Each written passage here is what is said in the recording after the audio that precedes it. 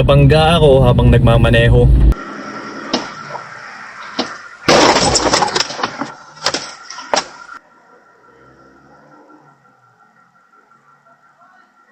Pero bakit nakangiti pa rin ako? Thank God, walang nangyari sa akin at sa mga nakabangga sa akin.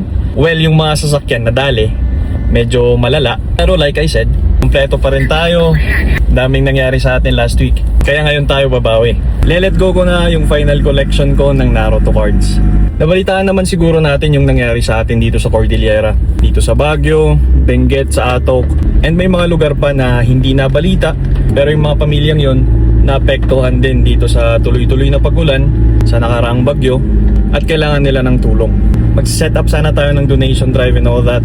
Kaso tayo rin medyo naapektuhan, hindi tayo nakalabas masyado. So ngayon babawi tayo. Yung mga nasa binders ko and yung iba pang collection ko na nandyan sa box, ibebenta ko na. And sakto may nag-reach out.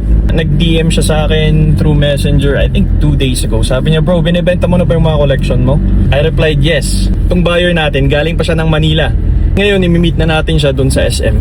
So hopefully, makabenta tayo. Ang sales nito ay mapupunta sa pagbili natin ng essentials para sa naapektuhan sa nakaraang bagyo and etong tuloy-tuloy na pagulan.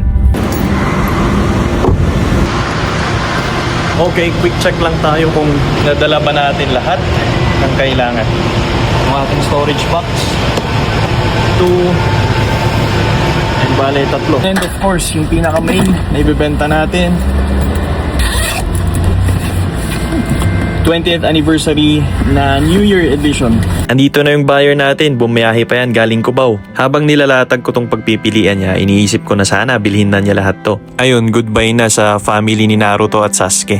Chinecheck ng mabuti ni sir. Syempre ako rin, kung bumiyahe ako ng mahigit 4 na oras, susuriin ko talaga yan. Ibebenta ko na rin pala yung Dragon Ball Z, yung Bleach, yung One Piece ko na natitira. Sabi ni sir, pasensya na, konti lang yung bibilihin ko, yung hits lang. Kaso nung nalaman niya na mapupunta din pala to sa pagtulong, sabi niya, sige, take all ko na, pag-usapan natin yung presyo. Pagkatapos mabenta, umuwi na ako nagpalit, sinundo si misis at yung aking panganay at dumiretso na kami sa grocery para mamili. Maraming salamat din nga pala sa aking misis. Lahat ng sales niya nung nakaraan, dinagdag na rin niya dito sa ating pambili ng mga groceries. A big shoutout din sa aking panganay dahil sinamahan kaming mag-grocery at mag-repack.